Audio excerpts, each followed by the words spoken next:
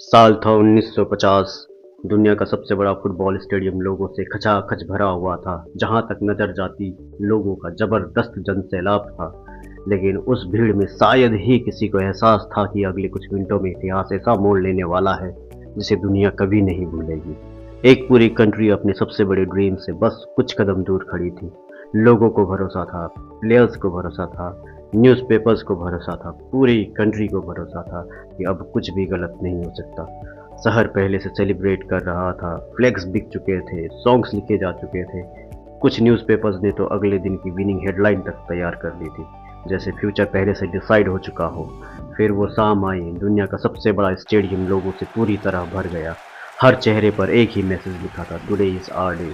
Match शुरू हुआ, time गुजरता गया और सब कुछ वैसा ही लग रहा था जैसा लोगों ने इमेजिन किया था। क्राउड गा रही थी, फ्लैग्स लहरा रहे थे, लोग स्माइल कर रहे थे, ड्रीम अब हकीकत जैसा लगने लगा था। लेकिन हिस्ट्री की एक आदत होती है, उसे लोगों को सरप्राइज देना पसंद है।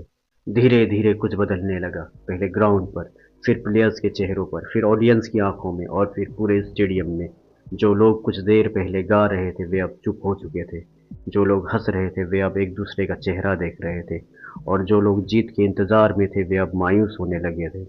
लेकिन अभी भी किसी को यकीन नहीं था कि इतना बड़ा ड्रीम क्या सच में टूट सकता है। घड़ी आगे बढ़ रही थी, हार्ट बीट तेज हो रही थी और फिर एक खिलाड़ी बॉल लेकर निकला। सारे डिफेंडर्स को चकमा देते हुए वो आगे निकल गया। हजारों आंखें बस बॉल का पीछा कर रही थी। पूरा स्टेडियम सांस रोके देख रहा था। एक पल, एक शॉट और फिर गोल। फिर उसके बाद एक गहरा सन्नाटा छा गया। इतना गहरा सन्नाटा कि हजारों लोगों की भीड़ में भी इंसान अपनी हार्ट बीट की आवाज सुन सके। कुछ देर तक किसी ने कुछ नहीं कहा, जैसे टाइम रुक गया हो। जिस चीज को इम्पॉसिबल माना जा रहा था वो हो चुकी थी। उरुग्वे जैसी छोटी टीम ने ब्राजील जैसी मजबूत टीम को उसके अपने ही घर में 2-1 से करारी शिकस्त दे दी थी। और दुनिया आज उसी दिन को मराकनासो के नाम से जानती है।